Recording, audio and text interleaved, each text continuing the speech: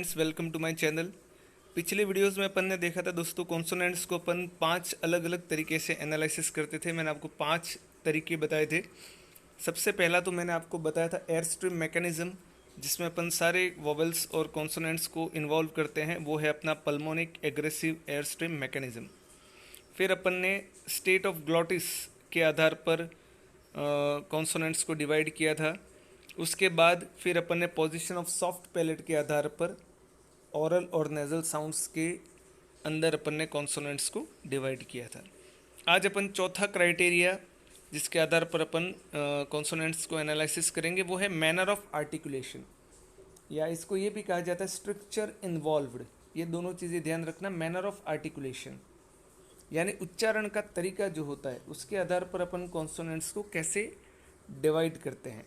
तो उसमें ये सारी चीज़ें ध्यान रखनी है दोस्तों। इसी से रिलेटेड क्वेश्चन आते हैं। थियोरेटिकल जो क्वेश्चन होते हैं वो इसी में से बनते हैं। तो मैनर ऑफ आर्टिकुलेशन के आधार पर अपन जो अलग अलग कैटेगरी है उसको देखते हैं। तो सबसे पहला आता है उसमें अपना प्लोजिव्स। इनको बोलते हैं अपन प्लोजिव्स। ये नाम याद रखने हैं आपको सारे, है ना, और उनका नंबर भी याद रखना है कि वो कितने होते हैं संख्या में। तो प्लोजिव्स जो होते हैं वो होते हैं, दे आर 6 इन नंबर, वो 6 होते हैं, ठीक है।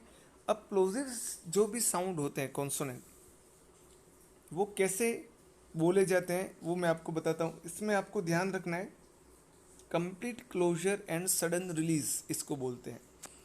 इसमें मैंने आपको बताया कि स्टार्टिंग में अपन ने देखा था कि कोई भी साउंड क्रिएट करने के लिए अपनी जो एयर होती है, जो अपने लंग्स से होकर बाहर निकलती है, उसका और स्पीच रोल का दोनों का रोल होता है।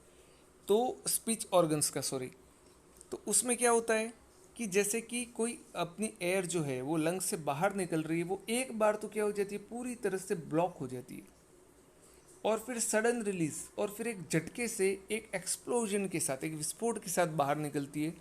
और उस समय जो साउंड क्रिएट होते हैं वो कहलाते हैं प्लोजिव्स। अब ये टोटल 6 हैं। आप ये देख लेना कौन कौन से हैं। प, ब, ट, ड, क और ग। अब मैं एक ही एग्जांपल आपको बताता हूँ। ये प वाला जो साउंड है, आप ये इसको बोलने का प्रयास करिए, जैसे कि प। तो आपने देखा होगा कि जो एयर अपने लंग्स से बाहर निकल रही है, उन दोनों को अपने दो स्पीच ऑर्गन है, दोनों लिप्स, अपर लिप और लोअर लिप, वो उसको बंद कर देते हैं पूरी तरह से। अपने दोनों होंठ देखना, प बोलने से पहले बंद हो जाते हैं। तो वो हो गया complete closure. And sudden release, sudden release का अर्थ होता है वो एक झटके के साथ, एक एक्सप्लोजन के साथ बाहर निकलती है हवा, और तब प निकलता है। इसी तरह से ब, इसी तरह से ट, और इसी तरह से ड, क और ग। तो इसलिए इन सारे साउंड्स को अपन प्लोजिव्स बोलते हैं। ओके। फिर नेक्स्ट आता है अपना एफ्रिकेट्स, बोलते हैं इसको। एफ्रिकेट्स किसको बोलते हैं? एफ्रिकेट्स में होता है कंप्लीट क्लोजर, हवा बिल्कुल किसी ऑर्गन के द्वारा बंद हो जाएगी, लेकिन फॉर रिलीज जो होती है वो स्लो रिलीज होती है, जो कि प्लोजिव में सडन रिलीज होती है। तो ये एफ्रिकेट्स अपने टोटल कितने हैं? 2। ये संख्या आपको ध्यान रखनी है। प्लोजिव कितने? तो 6। एफ्रिकेट्स कितने हैं? तो 2। कौन कौन से हैं? तो च और ज। ये 2 अपने एफ्रिकेट्स हैं, एक तो च है और दूसरा ज। फिर आता है अपना नेजल साउंड्स। नेजल साउंड्स कौन कौन से हैं? नेजल्स मैंने आपको बता ही दिए। जब अपन ने सॉफ्ट पैलेट के आधार पर भी बांटा था, तो नेजल्स 3 हैं अपने, म, न और अंग। इसमें एयर जो होती है वो नाक से बाहर निकलती है, आउट ऑफ नोज, तो उनको नेजल साउंड्स बोलते हैं अपन। ओके। फिर अपन बात करते हैं आगे, फ्रिकेटिव्स आते हैं। फ्रिकेटिव्स को क्लोज अप्रोक्सीमेंट्स भी बोला जाता है। ये सारी टर्म थोड़ी सी मेहनत तो करनी पड़ेगी आपको, कुछ याद तो करना पड़ेगा आपको, है ना। तो फ्रिकेटिव्स जो होते हैं उनको क्लोज अप्रोक्सीमेंट्स बोलते हैं। तो इसमें क्या होता है? नेजल पैसेज इज क्लोज्ड, नाक से जो हवा निकलती है वो रास्ता बंद हो जाता है। Air passage with audible friction, और हल्के से फ्रिक्शन, कंपन के साथ एयर अपनी पास होती है मुंह से। वो जो साउंड्स होते हैं वो फ्रिकेटिव्स कहलाते हैं। तो ये टोटल 9 होते हैं फ्रिकेटिव्स। कौन कौन से हैं? फ, व, थ, द, स, ज, श, ह और य। ये 9 फ्रिकेटिव साउंड्स होते हैं। ये आप इनको याद करना दोस्तों, नोट्स बना लेना अच्छे से। एक एक क्वेश्चन हमेशा इंपॉर्टेंट होता है, इसलिए थोड़ा सा मेहनत आपको करनी पड़ेगी, याद तो करना ही पड़ेगा इन सबको। फ्रिकेटिव्स के बाद आता है अप्रॉक्सीमेंट्स। अप्रोक्सीमेंट किसको बोलते हैं? अप्रोक्सीमेंट में क्या होता है? नेजल पैसेज इज क्लोज्ड, ठीक है ना, नेसल पैसेज बंद होता है। Active and passive articulator, speech organ जो होते हैं वो एक्टिव और पैसिव जो उसमें दो होते हैं, वो मैं आपको वोवल साउंड्स में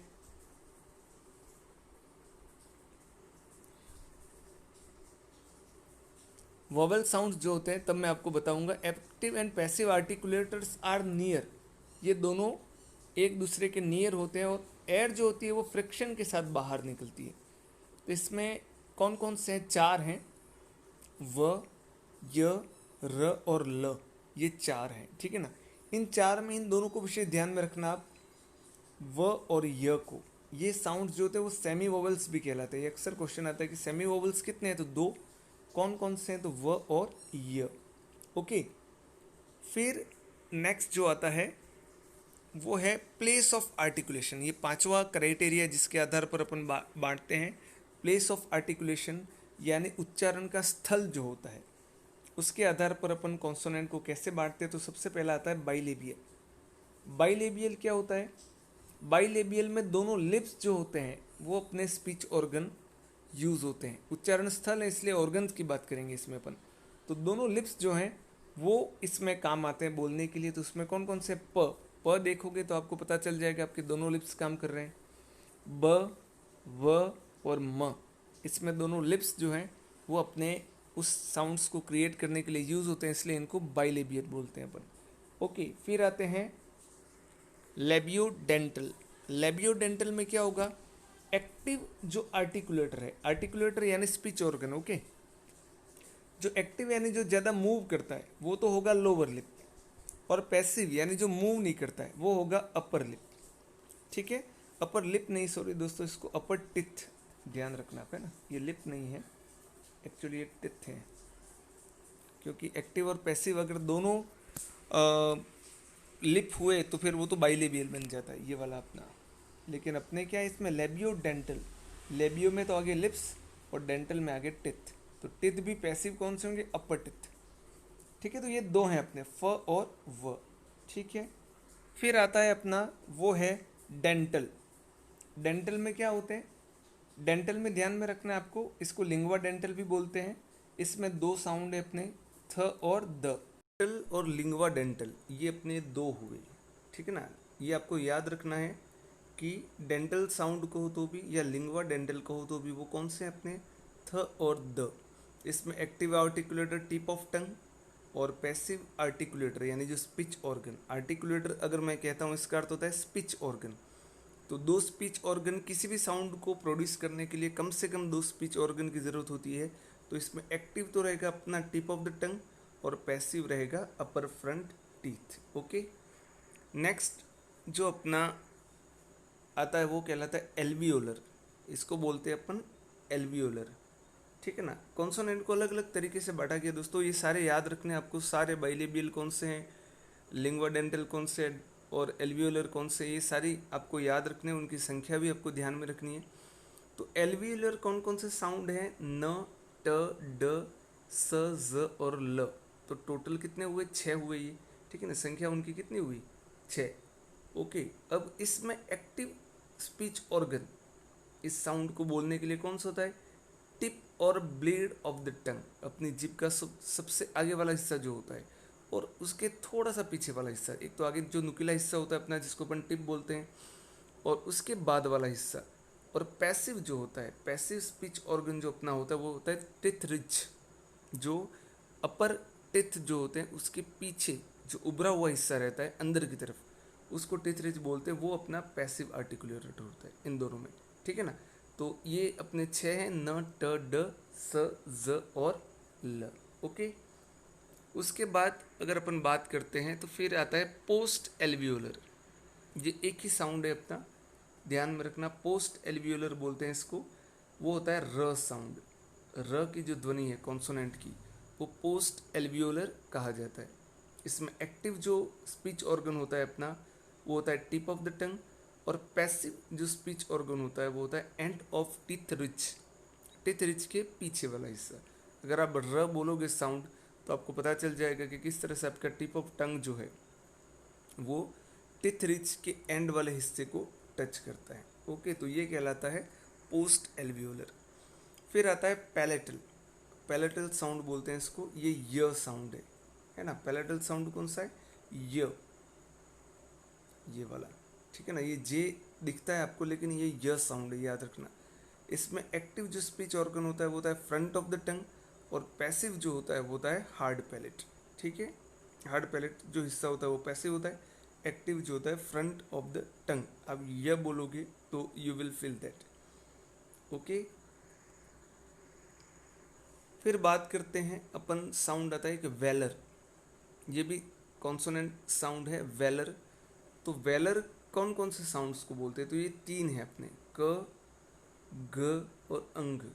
आप अगर इन तीनों साउंड को बोलोगे तो आपको लगेगा कि आपके मुंह के अंदर जो भी स्पीच ऑर्गन्स हैं वो लगभग सिमिलर पोजीशन में आते हैं। क बोलो तो भी, ग बोलो तो भी, और अंग बोलो तो भी।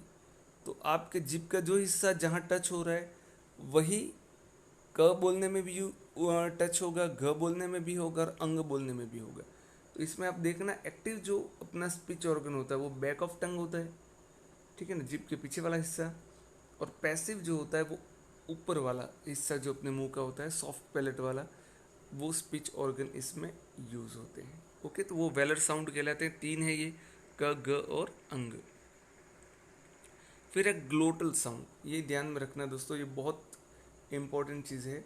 ग्लोटल साउंड अपना एक ही, और वो है ह की ध्वनि। और ह की ध्वनि जो होती है उसमें दोनों वोकल कोड्स होते हैं, वो एक्टिव और पैसिव आर्टिकुलेटर होते हैं। आप इसको फील नहीं कर पाओगे क्योंकि वोकल कोड्स आपके गले में होते हैं, लैरिंग्स के अंदर, तो वो अपन उसको फील नहीं कर पाते हैं। लेकिन ह साउंड जब अपन बोलेंगे तो अपने दोनों वोकल कोड्स होंगे, वो दोनों स्पीच ऑर्गन एक्टिव और पैसिव आर्टिकुलेटर का काम करेंगे। स्पेशली ध्यान रखना, आपको पूछा जाए कि which consonant is pronounced using vocal cords as active and passive articulator, तो वो आपका होता है ह साउंड, जिसको अपन ग्लोटल भी बोलते हैं। ओके, तो ठीक है दोस्तों, ये मैंने आपको कॉन्सोनेंट एनालिसिस करके बताए। अपन ने पांचों तरीके से कॉन्सोनेंट को एनालिसिस किया। सबसे पहले मैंने आपको बताया था कि एयर स्ट्रीम मैकेनिज्म, तो वो अपनी थी pulmonic aggressive air stream mechanism. फिर अपन ने स्टेट ऑफ ग्लोटिस के आधार पर वॉइस्ड और वॉइसलेस बताया।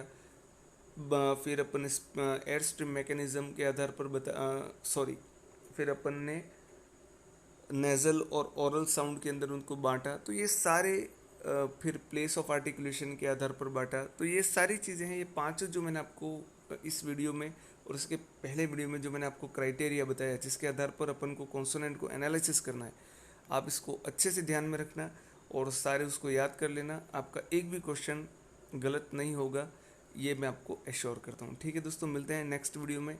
अगर अभी तक चैनल सब्सक्राइब नहीं किया तो ज़रूर सब्सक्राइब कर लेना। ओके, गुड नाइट, शुभ रात्रि, शब खैर।